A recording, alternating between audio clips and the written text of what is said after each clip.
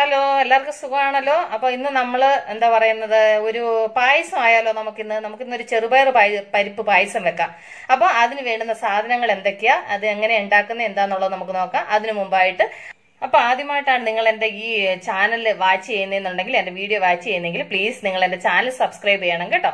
അപ്പൊ നമുക്ക് അതിന് വേണ്ടുന്ന സാധനങ്ങൾ എന്തൊക്കെയാ, അതെങ്ങനെ ഉണ്ടാക്കുന്നത് എന്നുള്ളത് നമുക്ക് നോക്കാം. അപ്പൊ അതിന് ആദ്യം ചെറുപയർ പരിപ്പ് എടുത്തിട്ടുണ്ട്. അത് കഴിഞ്ഞാൽ വെച്ചും വലിയൊരു മുറി തേങ്ങ എടുത്തിട്ടുണ്ട്. അത് കഴിഞ്ഞിട്ടാണെന്നുണ്ടെങ്കിൽ എന്താ പറയുന്നത് 300 ഗ്രാം ശർക്കര കേട്ടോ. 300 ഗ്രാം ചെറുപയർ പരിപ്പിന് 300 ഗ്രാം ശർക്കര ഇച്ചിരി കൂടിയെന്ന് ചോദിച്ചു കുഴപ്പമൊന്നുമില്ല കേട്ടോ. അത് കഴിഞ്ഞ് അതിനകത്ത് വറുത്തിടാൻ അണ്ടിപ്പരിപ്പും മുന്തിരിങ്ങയും. അത് കഴിഞ്ഞിട്ടാണെന്നുണ്ടെങ്കിൽ നെയ്യ്.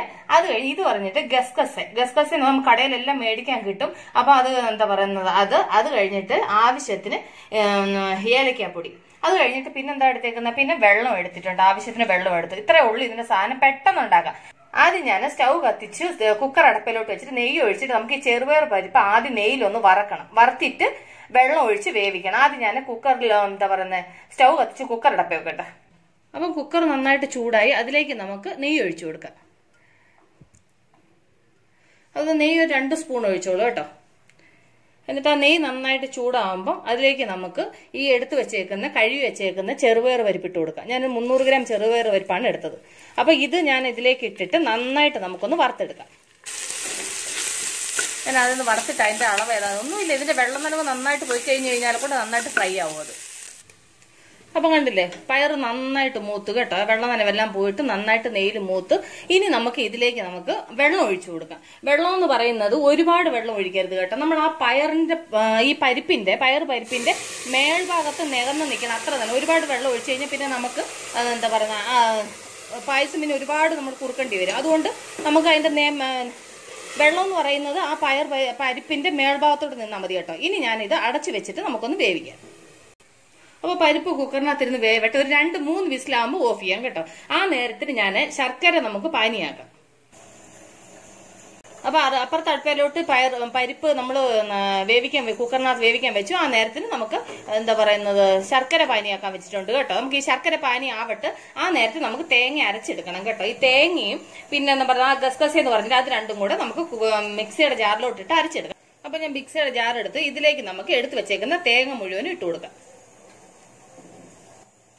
എന്നിട്ട് അതിലേക്ക് ഒരു 2 സ്പൂണ് ഗസ്കസെ, ഇവിടെ ഗസ്കസെ എന്നാണേ പറയുന്നത്. അപ്പൊ 2 സ്പൂണ് ഗസ്കസെ ഇട്ട് കൊടുത്തു.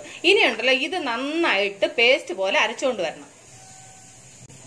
അപ്പൊ തേങ്ങ ഈ പരുവത്തിൽ അരയ്ക്കണം കേട്ടോ. തേങ്ങ ആ ഗസ്കസയും കൂടെ ഈ പരുവത്തിൽ അരയ്ക്കണം. അപ്പൊ ഞാൻ കുക്കറിൽ ആൾറെഡി 4 വിസിൽ വന്നു, അത് ഞാൻ ഓഫ് ചെയ്തു. അത് കഴിഞ്ഞ് നമ്മുടെ ശർക്കര പാനി റെഡി ആയിട്ടുണ്ട്. ഞാൻ അത് സ്റ്റൗ ഓഫ് ചെയ്തു. ഇനി ഞാൻ ഉരുളി അടപ്പിലോട്ട് വെക്കട്ടെ കേട്ടോ. അപ്പൊ നമുക്ക് പായസം ഉരുളിയിൽ ഉണ്ടാക്കാം ഇന്ന്. അപ്പൊ ഞാൻ ഉരുളിയിലേക്ക് നമ്മൾ വേവിച്ചു വെച്ചിരുന്ന ചെറുപയർ പരിപ്പ് ഉരുളിയിലോട്ട് മാറ്റി ഇതിലേക്ക് നമുക്ക് ശർക്കര പാനി ഒഴിച്ചു കൊടുക്കാം കേട്ടോ. ശർക്കര പാനി നമ്മൾ അന്നേരം എടുത്ത് വെച്ചത് ഫുള്ള് അരിച്ചിട്ട് വേണം ഒഴിക്കാൻ കേട്ടോ. ഞാനാണെങ്കിൽ ഒരു ചായയുടെ അരിപ്പിനകത്ത് നന്നായിട്ട് അരിച്ച് എമ്മിച്ചുമാണ് ഒഴിച്ചത് കേട്ടോ. അത് കഴിഞ്ഞ് ഇനി ഇത് നമുക്ക് നന്നായിട്ട് ഇളക്കി കൊടുക്കാം.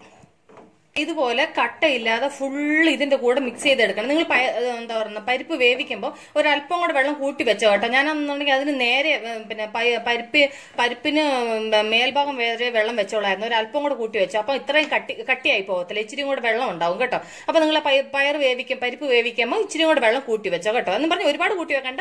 ആ പയറിന്റെ നിരപ്പിനും കുറച്ചുകൂടെ മേപ്പോട്ട് നിന്നോട്ട് കേട്ടോ. അത് കഴിഞ്ഞ് ഇനിയിപ്പോ നമ്മളിത് ഫുള്ള് മിക്സ് ചെയ്തല്ലോ. ഇനി ഇതിലേക്ക് നമുക്ക് അരച്ചു വെച്ചേക്കുന്ന തേങ്ങയും ഗസ്കസയും കൂടെ ചേർത്ത് കൊടുക്കാം. ഇനി ഇത് നന്നായിട്ട് എന്താ പറയുന്നത് ഇതിനകത്ത് കിടന്ന് മിക്സ് ആവണം.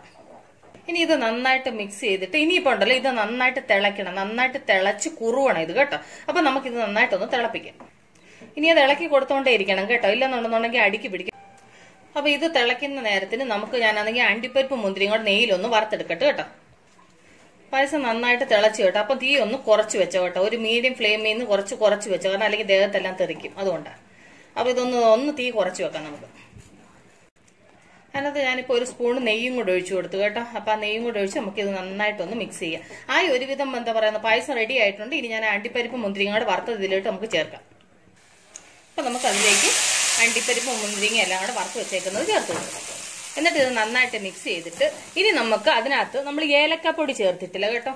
അപ്പൊ നമുക്കാണെങ്കിൽ ഇതിനകത്തേക്ക് 1 സ്പൂണ് ഏലക്കാപ്പൊടിയും കൂടെ ചേർത്തിട്ട് മിക്സ് ചെയ്യാം. ഒരു സ്പൂൺ ഏലക്കപ്പൊടിയും കൂടെ ചേർത്തു. ഇനി മിക്സ് ചെയ്ത് ഒരു 2 മിനിറ്റ് ഒന്ന് നമുക്ക് നന്നായിട്ടൊന്ന് മിക്സ് ചെയ്ത് ഒന്ന് ഇത് ചെയ്തിട്ട് 2 മിനിറ്റ് കഴിഞ്ഞ് നമുക്ക് സ്റ്റൗ ഓഫ് ചെയ്യാം. പായസം എല്ലാം റെഡി ആയിട്ടുണ്ട്. ഒരു 2 മിനിറ്റ് ഒന്നുകൂടെ ഒന്ന് ഇതിന്റെ കൂടെ ഈ ഏലക്ക എല്ലാം കൂടെ കിടന്ന് ഒന്ന് മിക്സ് ആവട്ടെ. അപ്പൊ കണ്ടില്ലേ, ഞാൻ സ്റ്റൗ ഓഫ് ചെയ്യുമ്പോൾ എന്താ പറയുക 2 മിനിറ്റ് കഴിഞ്ഞ് നന്നായിട്ട് തിളച്ചു. അപ്പൊ കണ്ടില്ലേ എത്ര പെട്ടെന്ന് പരിപ്പ് പായസം എത്ര പെട്ടെന്ന് ഉണ്ടാക്കാന്ന് ഇപ്പൊ മനസ്സിലായില്ലേ. തേങ്ങാ പാലെടുക്കണ്ട, തേങ്ങ പിഴിയണ്ട, എന്തെല്ലാം കാര്യങ്ങളാണ്, ഇതെല്ലാം എത്ര ഈസി ആയിട്ട് നടന്നു. 5 മിനിറ്റിൽ പായസം റെഡി. അപ്പൊ ഞാൻ സ്റ്റൗ ഓഫ് ചെയ്തിട്ട് സെർവിംഗ് പ്ലേറ്റിലോട്ട് മാറ്റട്ടെ കേട്ടോ. കണ്ടില്ലേ, അപ്പൊ നമ്മളുടെ പരിപ്പ് പായസം, പരിപ്പ് പായസം റെഡി ആയിട്ടുണ്ട്.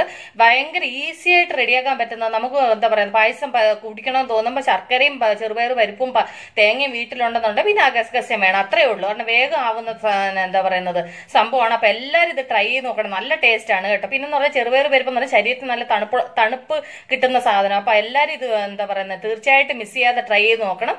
അപ്പോൾ നിങ്ങൾക്ക് എന്റെ ഈ റെസിപ്പി ഇഷ്ടമായിട്ടുണ്ടെന്നുണ്ടെങ്കിൽ ഇത് നിങ്ങളുടെ ഫ്രണ്ട്സിന് ഷെയർ ചെയ്യണം കേട്ടോ. ഷെയർ ചെയ്യണം, പിന്നെ ലൈക്ക് ചെയ്യണം, നിങ്ങളുടെ വാല്യുബിൾ കമന്റ്സ് വിടണം കേട്ടോ. കൊള്ളാമോ, നിങ്ങൾക്ക് ഇഷ്ടമായോ ഇല്ലയോ എന്നുള്ള വാല്യുബിൾ കമന്റ്സ് വിടണം കേട്ടോ. അപ്പൊ ഇതുവരെ എന്റെ വീഡിയോ വാച്ച് ചെയ്തതിന് ഒരുപാട് താങ്ക്സ് കേട്ടോ.